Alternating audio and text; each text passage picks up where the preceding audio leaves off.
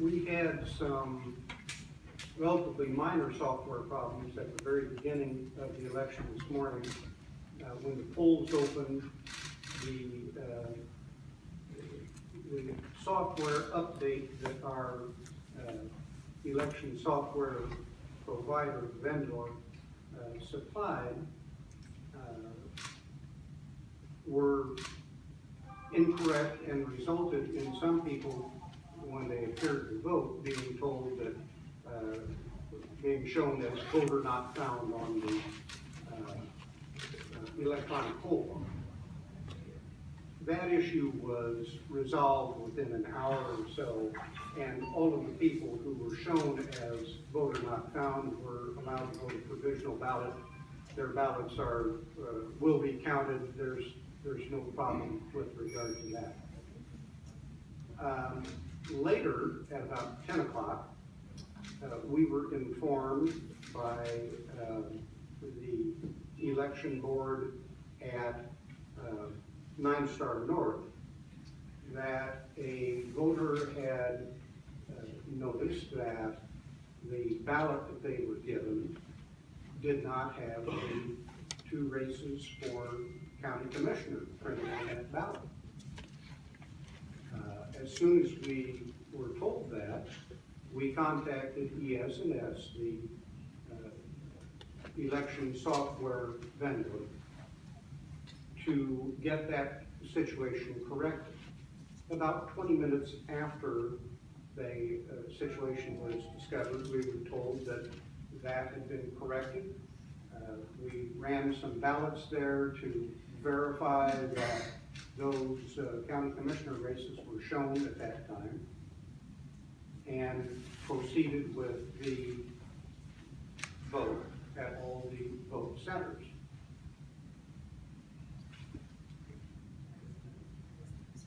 And we in keeping with our desire to be open and try to keep everybody informed, we made a press release to this effect. I don't know, 11 o'clock or something when that release went out. It may have been due. After the polls had closed,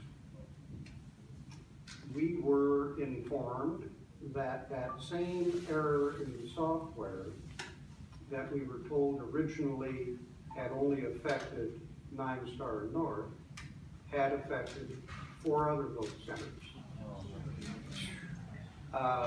It was corrected at the same time as the 9 Star North was, but we were told that 9 Star North was the only one at which the commissioner's race did not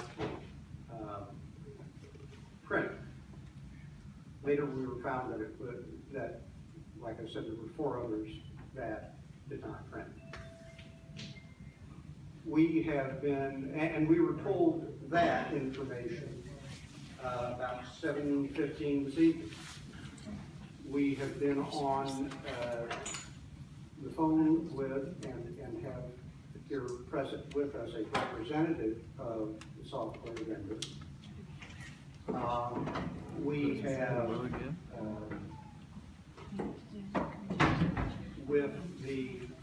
in consultation with the software vendor, arrived at a method of coming up with an accurate vote for all of the races that appeared on the ballot above the coroner's race tonight. We'll get that done. We are going to be able to get the rest of the ballot counted. It'll probably be tomorrow when we do that. We are doing that with the assistance of not only our election workers, but also ES&S's. People are going to come in and help with the technical issues involved in isolating the ballots that have those other races that we won't be able to count tonight.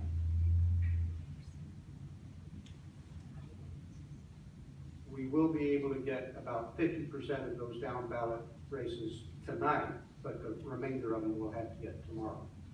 And there's about 2,000 ballots that are affected by the commissioner's race.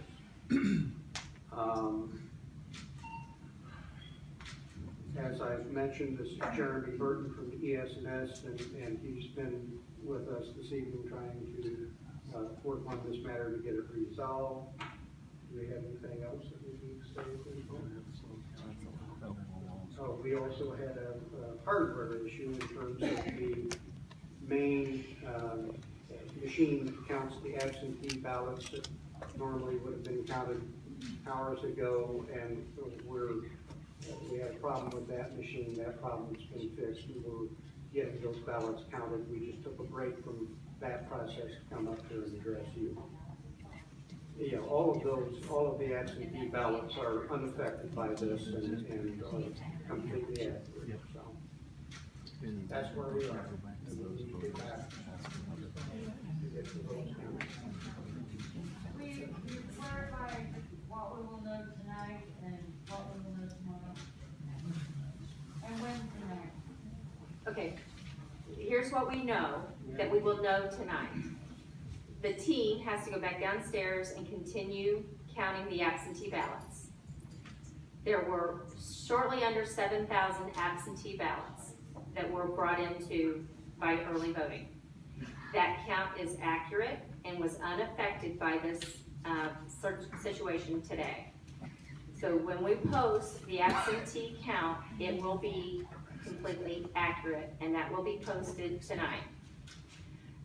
We have to still count the Greenfield Library, and we have to count the military and mail-in ballots yet.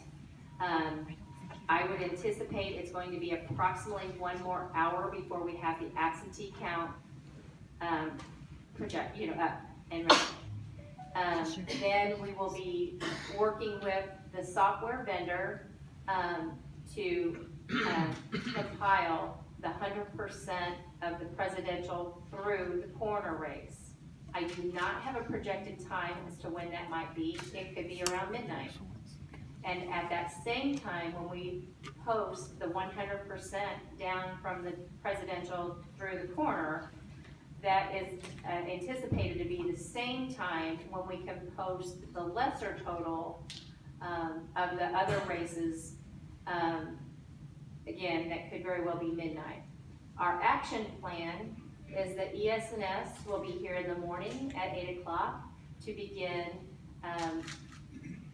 determining this approximately 2,000 ballots that were affected by the race not being there. I am going to be getting with both party chairs because I will have to have a remake team in order to supervise this process. And the board has yet to determine how many members of that team we need.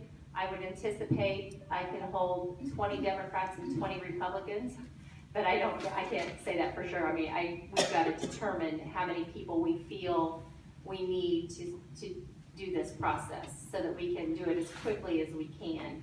But the board has to make that decision, and we have not made that decision. I will contact both the party chairs to let them know how many people I will need for that team. But that will not stop the vendor from identifying the ballots that are in question, because we do have a number on that.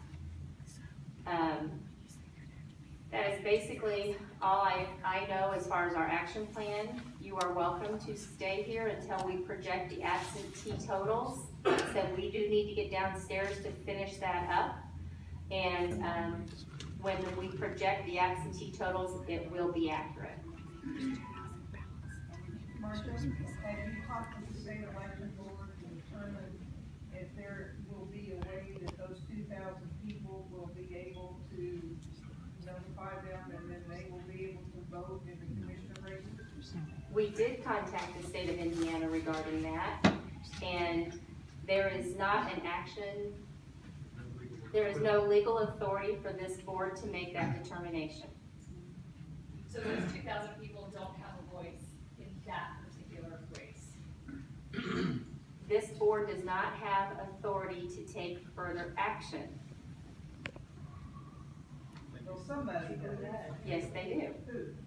The party chairs and candidates, there are laws in place for that type of circumstance. But we were told by the Indiana State Election Division that this board has no authority to take further action on those ballots at this time. Well, I think it's incumbent on the election board to at least give the county chairs, the information that they need to pursue it further. And that has been given.